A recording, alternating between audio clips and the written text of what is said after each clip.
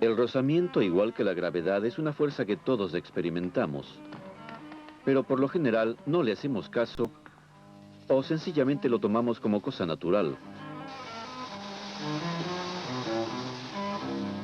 Trabajamos con él, jugamos con él, lo usamos con mucha pericia y a veces también lo perdemos.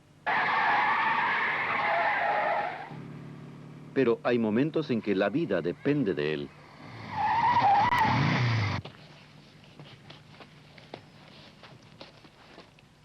Y ocasiones en que estaríamos mejor sin él.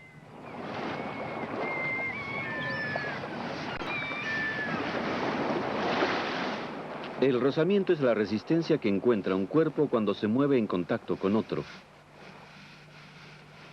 Y nadie mejor para saber los problemas que causa que el técnico mecánico.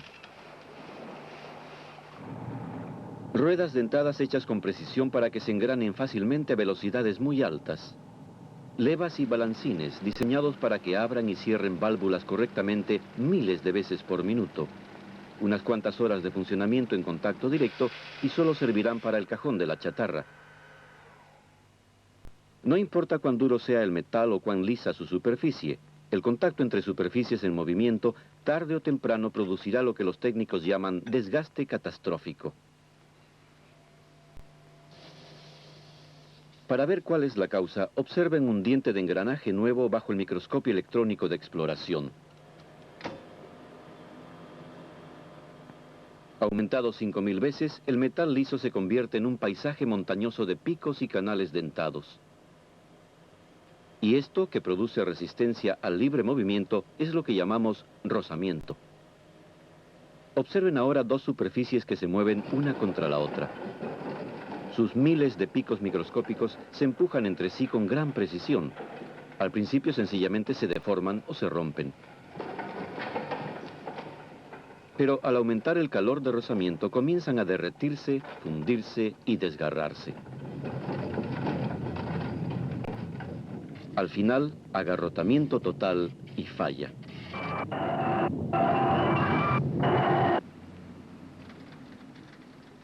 La mecánica utiliza este fenómeno deliberadamente, aprovechando ese calor para soldar dos piezas de metal.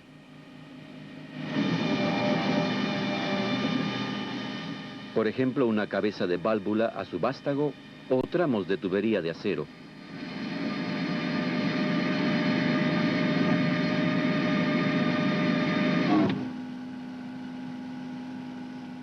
Pero normalmente hay que evitar esto.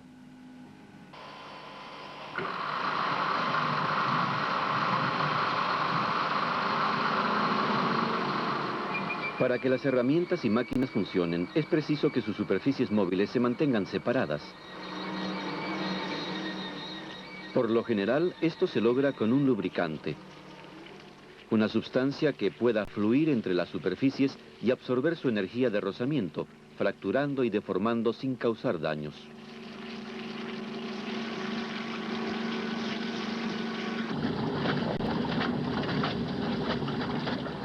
El empleo de lubricantes es tan antiguo como la rueda. Ceras, grasas animales y aceites vegetales, todos daban resultado, pero nadie sabía cómo ni por qué. Ninguna de esas sustancias resistía bien el calor de rozamiento, pero mientras las velocidades fueran limitadas y las cargas livianas, mantenían en movimiento los pivotes y ejes de máquinas sencillas y vehículos tirados por caballos.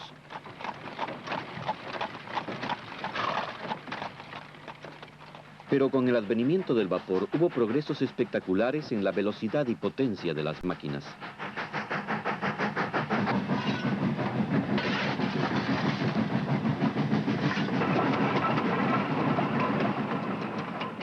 Los lubricantes de origen animal y vegetal dieron paso a los aceites minerales.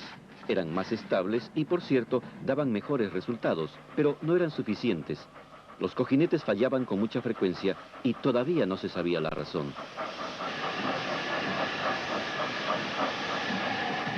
Fue solo en 1882 cuando se le encargó al ingeniero consultor británico Beauchamp Tower que investigara el problema, para lo cual utilizó un caballete de pruebas montado en la caja de grasa de un vagón de ferrocarril.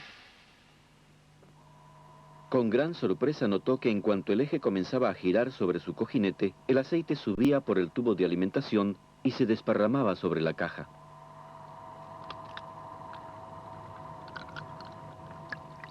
Beecham Tower tapó entonces el agujero y comenzó de nuevo. Observó por primera vez el fenómeno que los técnicos llaman lubricación hidrodinámica. La separación de dos superficies por una cuña presionizada de lubricante, creada y mantenida por su movimiento y que equilibra la carga con exactitud. A partir de los experimentos de Beecham Tower, se comenzó a comprender realmente el fenómeno, y desde entonces los progresos en la tecnología mecánica han marchado al paso que los avances en lubricación.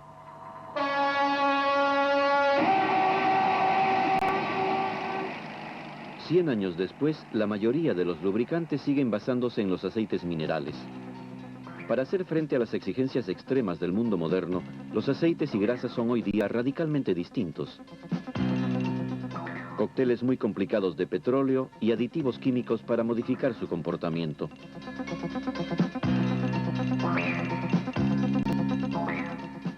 Hoy día, la conquista del rozamiento es una disciplina científica precisa que tiene que vérselas con velocidades y cargas, temperaturas y esfuerzos no soñados hace un siglo.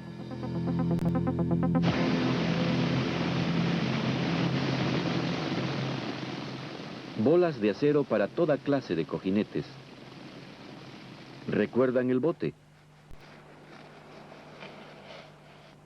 Una superficie rodante encuentra menos rozamiento que una que se desliza.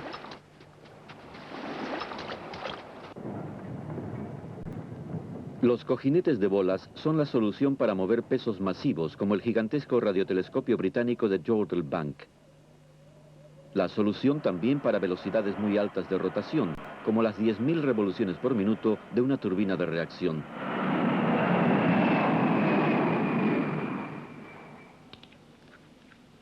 Los cojinetes de bolas han sido usados normalmente desde el siglo XVIII, pero solo recientemente se ha comprendido de qué modo funciona su lubricación.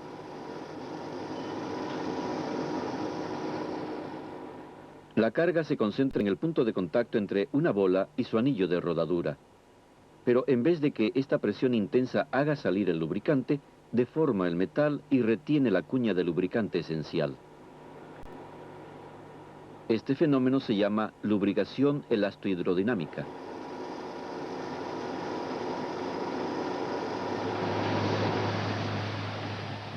Hoy día, los cojinetes de bola son de variadas formas y tamaños y se fabrican por millones.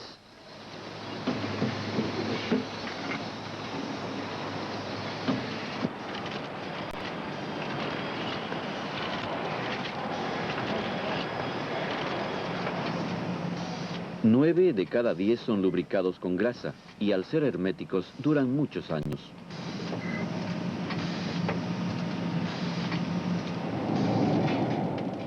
La fabricación de vidrio por el procedimiento Pilkington Float Glass es una prueba feroz de lubricación. Dentro del horno, una temperatura constante de 1000 grados centígrados, y de él sale una lámina continua de vidrio que flota sobre un lecho de estaño fundido.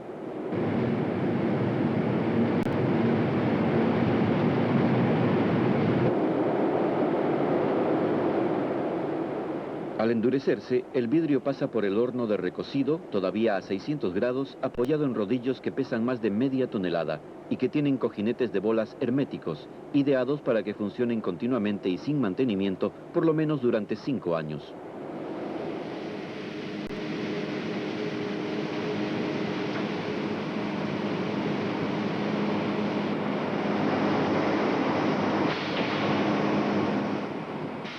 La industria moderna exige de los lubricantes convencionales derivados del petróleo hasta casi el límite de su rendimiento. La aviación los ha empujado más allá de su capacidad.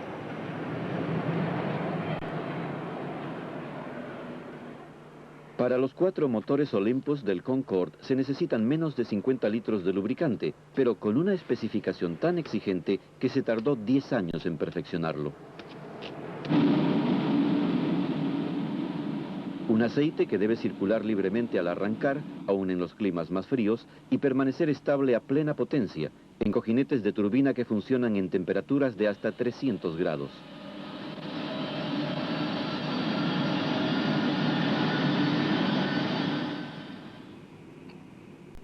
Ningún aceite mineral podría servir para esto, pero sí un aceite sintético, derivado de alcoholes y ácidos grasos, y una gama completamente nueva de aditivos.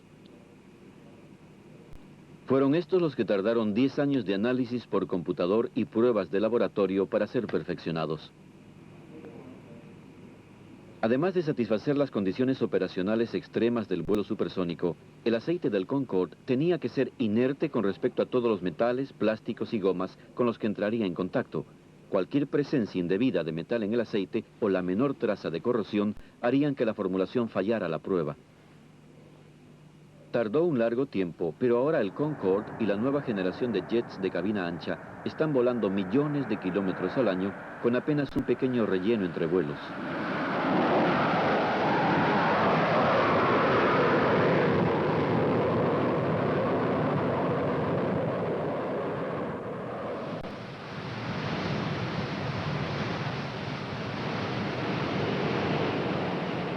Petróleo del fondo del mar, un ambiente extraño y hostil tanto para las máquinas como para el hombre.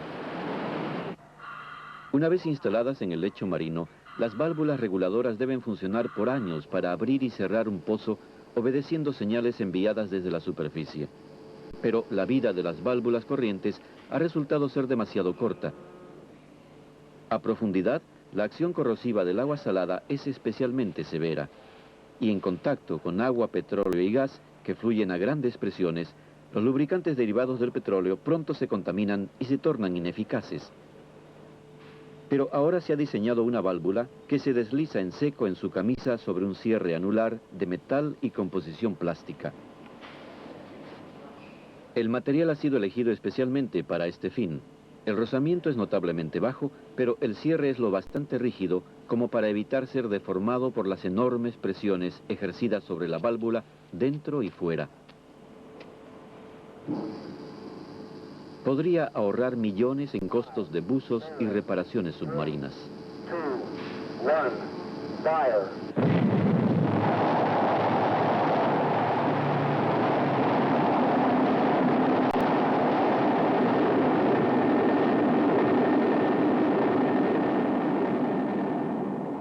Si nos aventuramos en el ambiente más hostil aún del espacio ultraterrestre, las reglas del rozamiento se descontrolan por completo.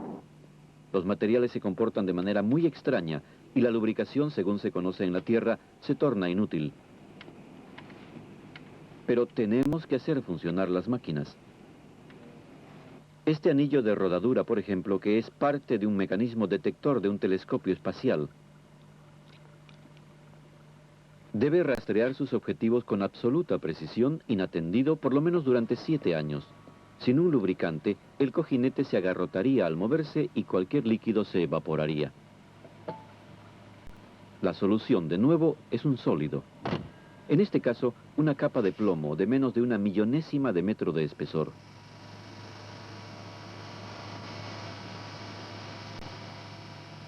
El viaje a las estrellas tal vez sea un sueño, pero los satélites forman ya parte de nuestra vida cotidiana, componentes clave de una nueva era de telecomunicaciones y microtecnología.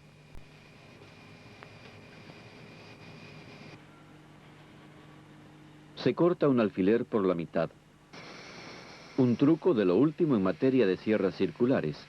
Girando a 10.000 revoluciones por minuto, la precisión de corte del disco depende de su soporte de cojinete en un ajuste tan preciso que aun el lubricante más fluido es muy espeso, tan apretado que el eje apenas se moverá hasta que a una presión de 5,6 kilogramos por centímetro cuadrado se inyecte aire en el espacio intermedio. Ahora, con un solo toque, el eje girará durante más de media hora. El cojinete es la clave del funcionamiento de la microsierra.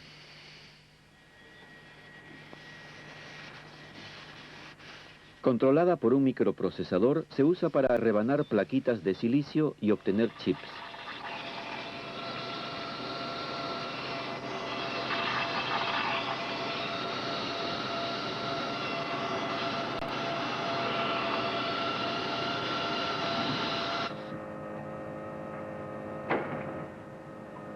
Por siglos, la función de las máquinas ha consistido en multiplicar la fuerza y la velocidad de los miembros humanos. Pero ahora están siendo equipadas con cerebros, además de músculos. La automatización de los procedimientos fabriles está todavía en su infancia. Pero el advenimiento del computador y el robot señala el comienzo de una nueva revolución industrial.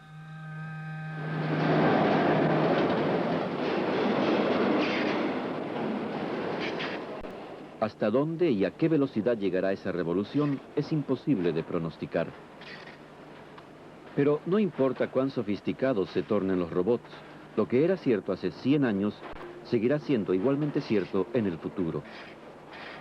Su funcionamiento seguirá dependiendo de la habilidad del técnico para controlar el fenómeno del rozamiento, y lo hará tan bien que el resto de nosotros continuará considerándolo como cosa natural.